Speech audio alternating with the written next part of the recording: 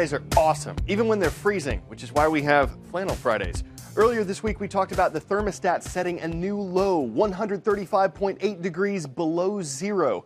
That was a temperature reading in Antarctica in 2010, and some researchers say it could be the lowest temperature ever recorded on Earth. Things aren't that cold in the United States, but the winter weather is in full effect. Snow, ice, freezing rain, sleet, and bitter cold. These storms spread across huge parts of the country. They can have a physical impact we all know about, but winter weather can also take a mental toll and an economic one. Everybody throughout the area is at the freezing mark. If you thought today was cold, the next few days are going to be very cold. Frigid temps gripping the nation as another blast of Arctic air has millions from the Great Lakes to the Northeast waking up in a deep freeze. City after city experiencing temperatures 20 degrees or more below average, the coldest it's gotten in the taste of winter. Forecasters say the Windy City already feeling like its earliest sub-zero temperature since 1995. Earlier this week, morning temps plunged to 6 below zero. It's the same story in frozen Fargo. They've had single-digit temps or below for a full week. New Yorkers bundling up for their morning commute with brutal wind chills that feel like the teens and 20s. Bitter cold temps made fighting this apartment fire in Wisconsin challenging for the firefighters. It's so cold in Wisconsin that a reporter for CNN affiliate WAOW left this banana outside in -2-degree air for just 30 minutes. So when we come back, we find the banana completely frozen solid. So frozen, in fact, I can actually use it to hammer in this nail. And in Minnesota, flocking in is one of the coldest spots in America. Hospitals there already preparing for an influx of hypothermia and frostbite cases, and doctors urging people to stay indoors. As you get colder and colder, your decision making gets worse and worse. The longer you're out, the more damage is done, and it can be fatal. All right, we've been reporting for a while on political unrest in Ukraine. The country's split between people who want closer ties with the European Union and people who want to be more aligned with Russia. A country's alliances can affect who it trades with and some of the decisions that its government makes. The current unrest started when Ukraine's president rejected a trade agreement with the European Union. But yesterday, President Viktor Yanukovych met with representatives from the EU, and afterward, they said he's changed his mind. He indicated he still wishes to sign the association agreement with the European Union.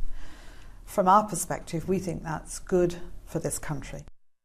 Nothing will be official until President Yanukovych signs the deal, and Commissioner Ashton says the Ukrainian leader still needs to resolve the conflict in his country.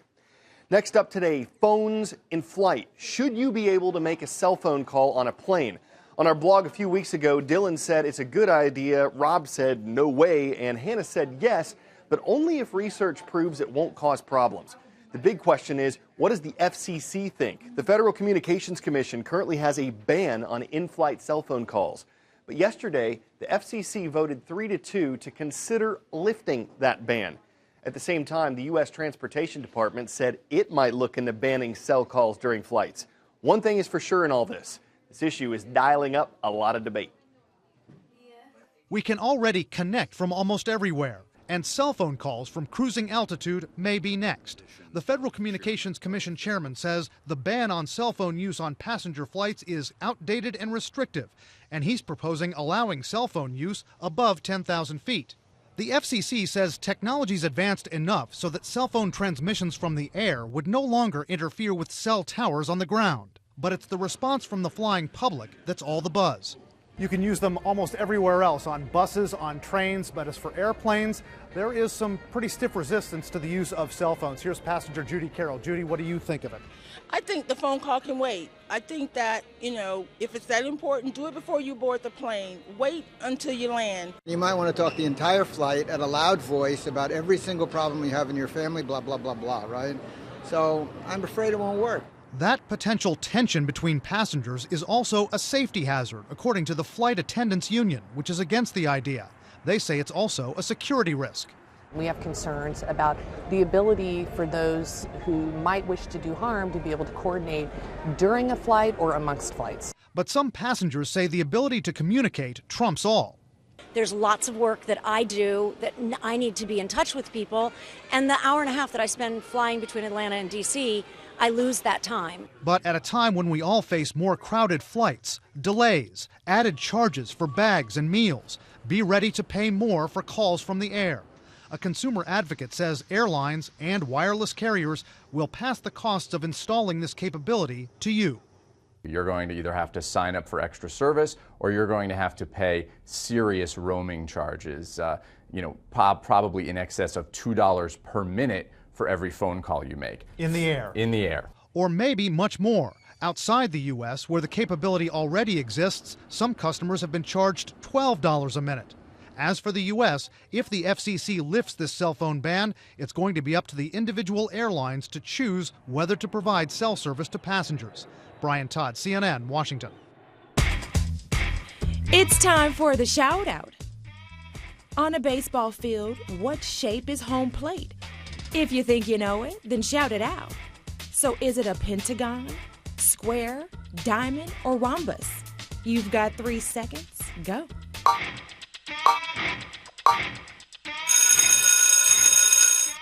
Home plate has been a 5-sided shape since 1900.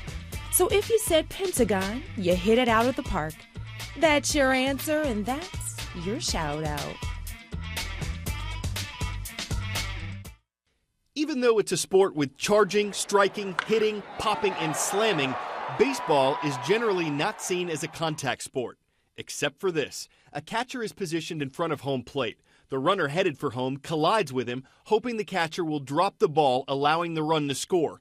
Major League Baseball is hoping to make this illegal starting next year. Their reasons are clear. Too many guys, both runners and catchers, were getting hurt. Catchers got 10 of the 18 concussions that sent players to the disabled list this year. Buster Posey, who was National League MVP in 2012, missed most of the season in 2011 when a collision broke his leg and tore ligaments in his ankle. The proposed rule change still has to be approved by owners and players, and penalties for breaking it still have to be worked out. And it has its critics, some saying this coddles the players, some saying the risks of getting hit by a fastball or a line drive or colliding with another player are all part of the sport and should stay that way. But if the MLB gets its way, home plate collisions will soon go the way of the spitball.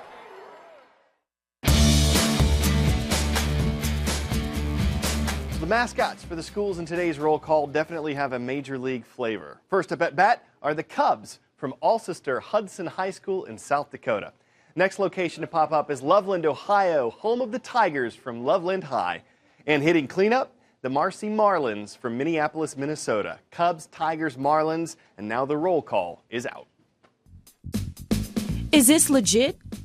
George W. Bush was the 43rd person to be U.S. president. Not true. There were 41 people to be president before him. Grover Cleveland is counted twice since he served non-consecutive terms.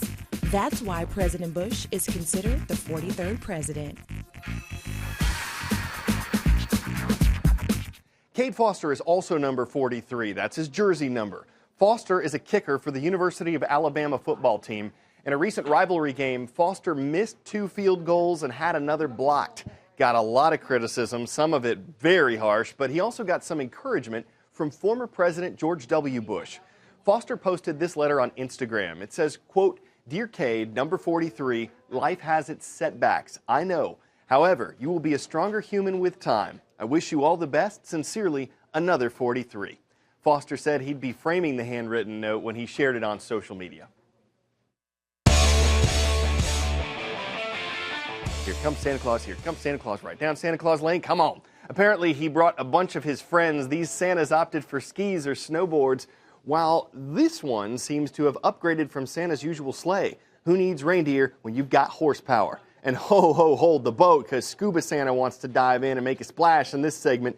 Did you know SCUBA is an acronym? Stands for Santa Contained Underwater Breathing Apparatus. Ah, Santa puns. They slay me, and we squeeze them in just in the nick of time.